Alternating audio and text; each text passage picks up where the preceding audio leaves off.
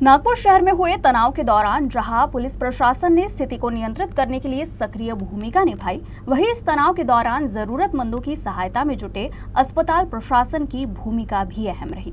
आइए जानते हैं कि किस तरह तनावपूर्ण माहौल में अस्पताल प्रशासन सतर्कता और तत्परता के साथ मदद के लिए तैयार रहा। नागपुर में अचानक भड़के तनाव के बीच जहां पुलिस प्रशासन एक ओर सुरक्षा व्यवस्था संभाल रहा था, वहीं अस्पताल प्रशासन घायलों का इलाज और घायलों के लिए एक कड़ी तैयारी करके बैठा था। कितने लोग घायल होने वाले थे, इन सब के बारे में अस्पताल प्रशासन जो था अलर्ट मोड पे था। हमारे साथ मौजूद है सागर पांडे जी। आइए जानते हैं इनसे कि किस तरह सर अस्पताल प्रशासन जो है एक्टिव मोड पे था इन तनाव के बीच। शाम को करीब 7 बजे जो है वो हमारे पास में माननीय पुलिस आयुक्त कार्यालय यहाँ से एक मैसेज प्राप्त हुआ था कि थोड़ी तनाव की स्थिति बनी हुई है। उसी तरह से गणेशपेट पुलिस के पास से और जो कोतवाली के एसीपी मैडम है वहाँ से भी जो है मुझे पर्सनली फ़ोन पर ये जानकारी प्राप्त हुई थी। तो तत्काल हम लोगों ने जो हमारी कैजुअल्टी अपघात विभाग, तो वहाँ पर जितने भी हमारे उस दिन के यूनिट के डॉक्टर्स थे, तो सीनियर जितने डॉक्टर्स हैं उनको तत्काल जो प्रभाव से जो है वो बुला लिए थे। उसके साथ ही साथ वहाँ पर नर्सिंग स्टाफ की संख्या जो है वो करीब 6 से 7 नर्सेस वहाँ पर होते हैं, तो उनकी भी संख्या हमने जो है वो 15 कर दी थी। और करीब वहाँ पर हमने 10 जो है हमारे क्लास 4 वर्कर जो है उनको भी बढ़ा दिए थे। सभी दवाइयाँ, सभी इमरजेंसी चीज़ें वहाँ पर कैजुअल्टी में अवेलेबल होती है, इस बात का भी हमने ध्यान रखा। उस मौके पर जब ये घटना बाहर घट रही थी तो अस्पताल में किस प्रकार का माहौल था, आप लोग किस प्रकार अलर्ट पे थे? जी, हुआ ऐसा था कि सबसे पहले जो है वो घायल पुलिस कर्मचारी जो है इनके आने की शुरुआत हुई थी। शुरुआत में 3 एसआरपीएफ के जो कर्मचारी है जिनको सिर में पत्थरों से चोट लगी थी, स्टोन पेल्टिंग हुआ था उनके ऊपर में, वो लोग आए हुए थे।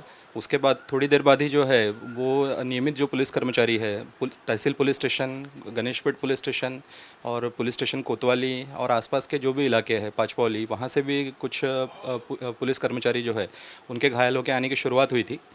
और उसके अंदर में ऐसा हुआ था कि जो डीसीपी है जोन 5 के निकेतन कदम जी, तो उनके भी हाथ में जो है वो कुल्हाड़ी से मार लगा हुआ था, तो उनको भी तत्काल प्रभाव से वहाँ पर लाया गया था।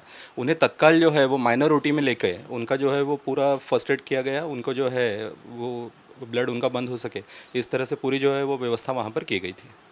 सर अस्पताल में किस तरह से सुरक्षा व्यवस्था थी उस समय? पुलिस जिस समय यहाँ तनाव में व्यस्त थी, अस्पताल प्रशासन में किस तरह से सुरक्षा थी? पुलिस कर्मचारी घायल हो जाने के बाद में कुछ मॉब जो है वो मेयो अस्पताल के गेट के सामने भी जमा हुआ था। कुछ दौड़ते हुए जो है युवक वहाँ पर भी हमने देखे थे। इसलिए हमने एहतियाती तौर पर एक कदम ये उठाया था कि हमारा जो आउट एंट्री का जो गेट है उसको हमने तत्काल प्रभाव से बंद कर दिया था, और जो इन एंट्री वाला गेट है वहाँ पर हमने 15 से 20 जो हमारे महाराष्ट्र सुरक्षा बल के जवान होते हैं तो उनकी तत्काल में वहाँ पर तैनाती कर दी थी, और सिर्फ घायल मरीज़ ही अंदर आ पाए। उनके साथ में कोई एक रिश्तेदार बस अंदर आया और बाकी कोई भी अंदर में प्रवेश न कर पाए, क्योंकि ऐसे स्टोन पेल्टिंग की घटना अगर अस्पताल के अंदर हो जाती है तो इसका ट्रीटमेंट के ऊपर में बहुत ज़्यादा जो है वो इम्पैक्ट आ सकता था। अगर ऐसा होता कि कोई डॉक्टर्स पे या कोई स्टाफ पे अगर छोटा मोटा भी अटैक हो जाए और अगर वो लोग ट्रीटमेंट देना बंद कर दे तो वहाँ पर परिस्थिति बड़ी गंभीर हो सकती थी। सर कुल मिलाकर कितने घायलों को आप लोगों ने इलाज दिया? इसमें कितने पुलिसकर्मी और कितनी संख्या में दंगई थे?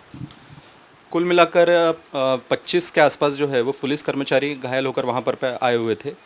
कुछ एक नागरिक थे जिनको भी चोट लगी हुई थी, ऐसे भी जो है वो स्वयं जो है वो उपचार के लिए वहाँ पर आए थे। और पुलिस द्वारा जो है करीब एक 6 से 7 दंगाई जो है उनको भी पकड़कर वहाँ पर लाया गया था, उनको भी जो है वो तत्काल हमारी तरफ से उपचार दिया गया है। हमारी बातचीत अभी हुई सागर पांडे जी से। कैमरा पर्सन अतुल गवई के साथ मैं आस्था तिवारी, UCN न्यूज़ नागपुर।